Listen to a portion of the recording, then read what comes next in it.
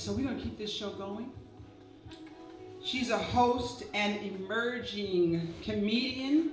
Please put your hands together for Mel C.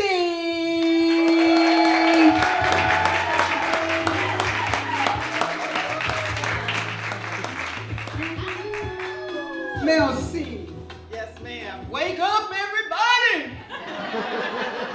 All that poetry got me in my feelings. I lost my mom too. I'm like, wait a minute. Somebody got a tissue. I gotta speak in a minute. Hold on. Okay, this one, my daughter is Kamari, one of the hosts for tonight. She got all her talent from me and her dad, the height from her dad. Okay. So she knows I love the mic and the mic loves me. So I'm here to tell you a quick story about me. Just kind of about me and the way I live my life. Now, it's called The Day I Heard His Voice. I've always been a saver and somewhat wise with my money. I'm going to start in reverse just a little bit. I decided to buy a home when I was about, let's say, my youngest daughter is 31. So when she was about 2, I said, I'm going to buy a house. And what I did was I worked for the county, and I get 2 checks a month. I saved 1 check. And I lived off of that check for a whole year. And that was when you only need $10,000 to buy a house, put down, and you get your house. And I did that. And I ran it, and I got my house. It's because I saved, and I was wise. And I feel like I was. Now, I have always been a saver and somewhat wise with money. It started in junior high school. We would walk to and from school. It was about a mile each way. Not up the hill in the snow or anything like that. Just, down the street, turn left, go right, but it was about a mile. But it didn't seem that far because a lot of us walked the same way to school. We went to elementary, junior high, and high, so we all went this way and that way. I got allowance of about $5 every week from my parents, and thank God I have both working parents at the time. It was a thing that I didn't know it wasn't a thing.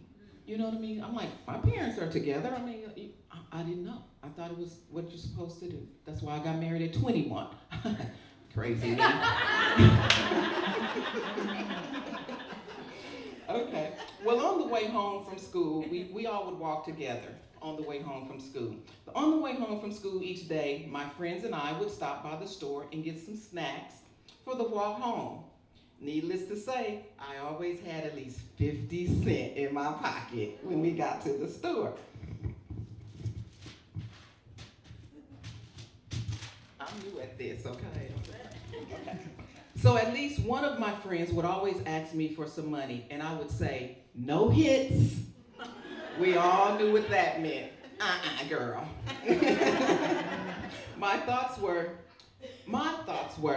you know that every day after school, so save yourself some money. You know what we do every day after school? Save you some money, like me. Get like me. You remember that game, get like me? Get like me and save some money. I guess I was trying to teach them financial responsibility way back then. Fast forward up to about 20 years later after that. Kamari was about to return to college for her junior year. Kamari was ready to go back to school, her junior year. Mind you, I worked for the county and I had a really good job, right? But I always had a savings habit for the children going back to school fund. But this year, I had nothing to give her because I had suffered a back injury at work and was home on disability. So one day, I was sitting on the sofa in the living room thinking about how this year I did not have what was needed for her to return to school and purchase the items she needed. Now, here comes the boo-hoo cry, the ugly cry that catches and takes your breath away. I'm going to be dramatic at this moment. Insert here.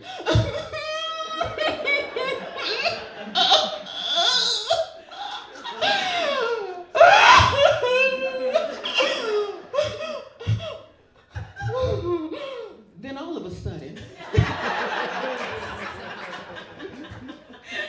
I stopped crying.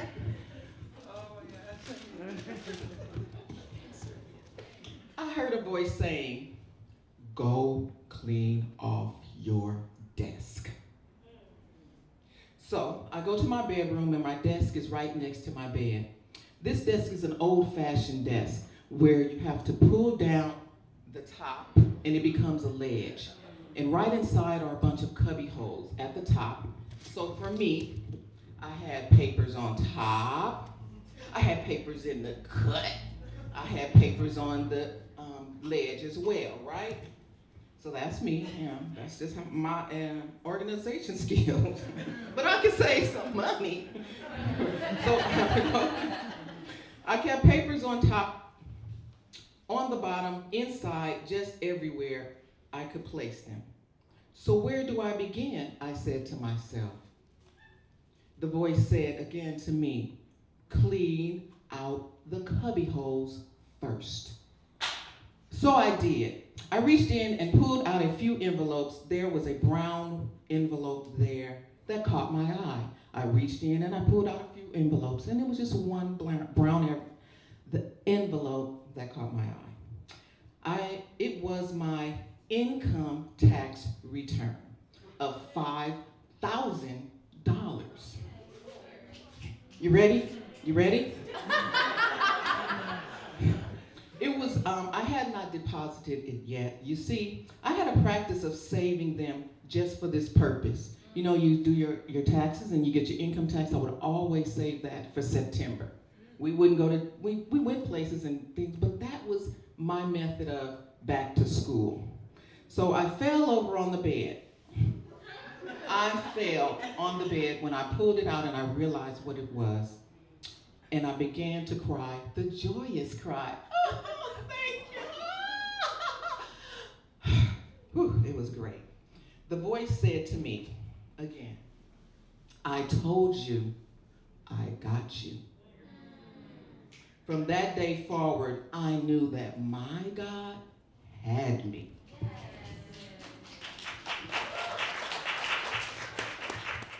What does this have to do with being a woman of the sun? Well, I'll tell you what. I planted a seed of financial responsibility, and it grew into a lifetime of financial security.